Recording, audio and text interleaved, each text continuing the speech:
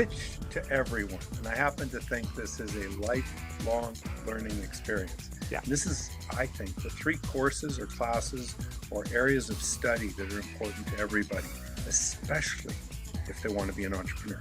But let's start with, I happen to believe that marketing is one of the least understood of the skills and trades, if you will. I still remember when I took a couple of marketing classes in my MBA, the cool kids were all taking accounting and finance. Now, I had an engineering degree, so I wasn't afraid of accounting or finance. I was fascinated by introductory marketing, and I took all of the upper level marketing classes. Marketing is your point of differentiation.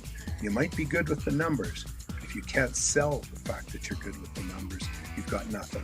And so marketing is in so many ways. Most important marketing document you'll ever prepare is your resume. The second most important marketing document many business people prepare is the equivalent of a business plan. It's a pitch. It's a pitch to management. It's a pitch to the ownership. It's a pitch to outside investors, but it's a pitch. And let's remember, it's all about marketing. And then I talk a little bit about the importance of understanding. You don't have to be active on every social media platform, but you better understand how Twitter works, how Instagram works, how Facebook, LinkedIn. I joke about, you better know how Tinder works. They're all marketing tools. And Tinder, again, a different type of marketing tool, as I understand it. But well, it's a different kind of marketing tool. Okay, got it. I'm guessing if I asked, there's nobody on this call that's on Tinder, but most people would be on one or more of LinkedIn, Facebook, Instagram, sure, of course. Maybe even some of those new things, Parler and Chatbook or whatever it's called. But the real point is, if you don't know how those work and how your competitors are using them, you're falling behind. Again, I'm not arguing that you have to be active on them, but the platforms are invaluable. And I'm watching politicians on Twitter, I'm watching businesses on Instagram, and then I'm watching the plugged-in businesses where people get sponsored. It's a matter of understanding. And again, marketing is the tool, and understanding how marketing is your point of differentiation. And I argue that these 3 classes, I've got 2 more to talk about, should be taught at grade 3, grade 6, grade 9, grade 12 in a context, age-appropriate way. And then whether you're studying to be a welder, a nurse, a doctor, a lawyer, or hoping to be a politician, all of these classes are relevant because they're not core curriculum, and yet they're core skills. So number 1, marketing. And there's so many ways of gathering marketing information, whether it's online or courses or night classes or books or podcasts. There's a lot of ways. Yeah. And I got to tell you, marketing, everything I do in my business is about how does it feel, how does it look, how does it smell, how does it sound. It's the marketing effect. Second, the study of entrepreneurship. And some people challenge going, well, don't you study that when you go to school and study business?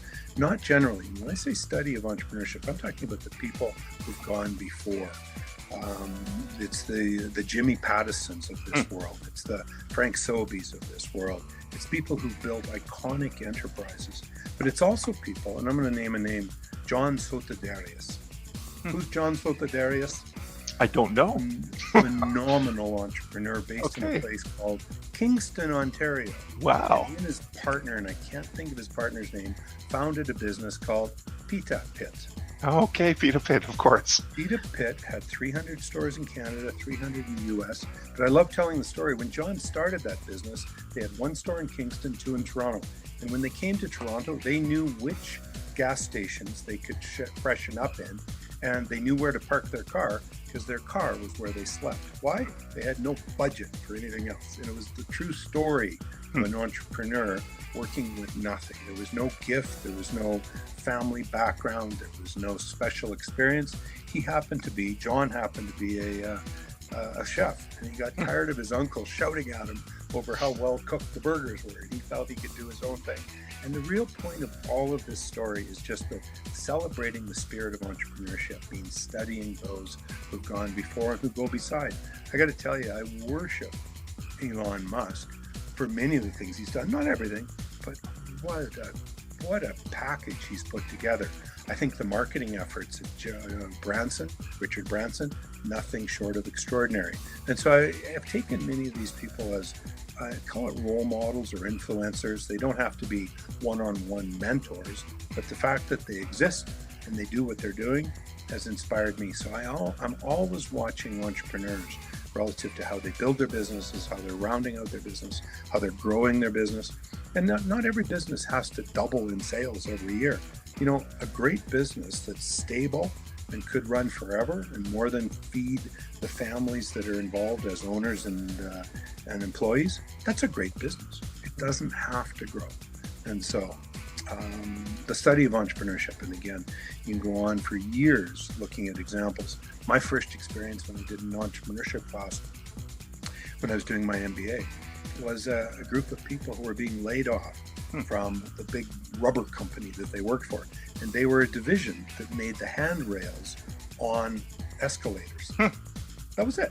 That was all they made.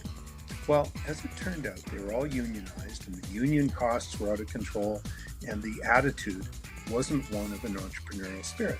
Turns out when the business got shut down by the owner, a couple of the individuals went to the owner and said, can we take over this business and see what we can do? And since the owner had vacated the space completely, they did. And they went back and they hired back most of their union staff in a non-union mindset. And damned if the case study doesn't roll out showing that people were suddenly working longer hours, engaged in product, engaged in marketing, engaged in weekends and whatever else had to be done to get the job done. Yeah. And so it was just the story of the shift of the mindset from 9 to 5 to whatever it takes. Yeah. And again, the spirit of entrepreneurship. The third thing, in terms of a topic area to study, and I've actually had some people say, you can't teach this.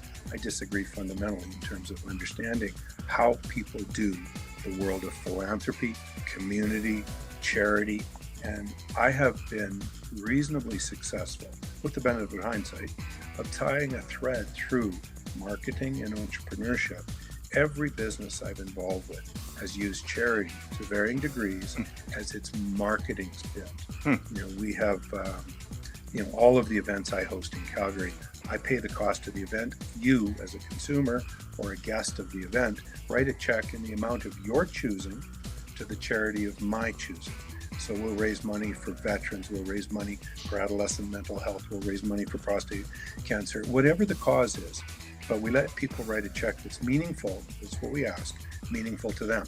And for some people, that's a couple $100. For some people, it's tens of thousands, and they don't even show up at the event, but they're participating in the experience. So rather than just selling a ticket and people saying, well, I'm done, I've committed, made my commitment, we invented this idea of the charity check. And we've done so many different things in terms of breadth over depth, in terms of staying connected with clients and staff and community members through the charities we've been involved with. We travel. I've been to Mexico 10 times with 50, 60 people at a time. We build a home, for sure. But that experience is really mutually transformative. We change the lives of a family who receives a home. And let me tell you, we change the lives of 50 or 60 people who go down to change the lives of the family in Mexico. Absolutely. And I expect nothing. I contribute all of the cost of taking the group. And what they do in terms of pay it forward is nothing short of extraordinary. And I could rant for hours about how we've integrated the world of charity, community, philanthropy, whatever you want to call it, into the businesses that we run. And they're an integral part of everything I do. Yeah. So there's a non-rant business bit. Yeah, no, that was very succinct and very interwoven. I think was one of your main pitches too, that I've always thought entrepreneurs could play a big role in solving societal issues or at least assisting with them. That's what you're saying, right? That kind of unique drive and perspective that entrepreneurs bring can sometimes shake up a foundation or a community cause, right, Brett? Well, and I'll often argue when someone says, well, I've got a charity that I want to support as my new business. I'm going to give 10% of the sales to that charity. And my response is that charity the charity your clients care about? Yes. And they go, well, what do you mean? It's my charity. Yeah. I said, well, it is. But if you're going to use charity to engage your clients, why don't you do something that's their charity? Mm-hmm. So maybe it's a matter of being broader in your reach. Instead of one cause, it's 5 causes, so that, again, you're looking for a way to get people to engage. And I think there's an assumption sometimes that just because you give money to charity, you're worthy of people buying your product or service. Yeah. No, I take it one step further, and it's the engagement with our clients in terms of product, service, and client that ties back to the charity in question. Sure. There should be a little bit of strategy, a little bit of marketing thought, a little bit of research, right, Brett, before people make those decisions. That's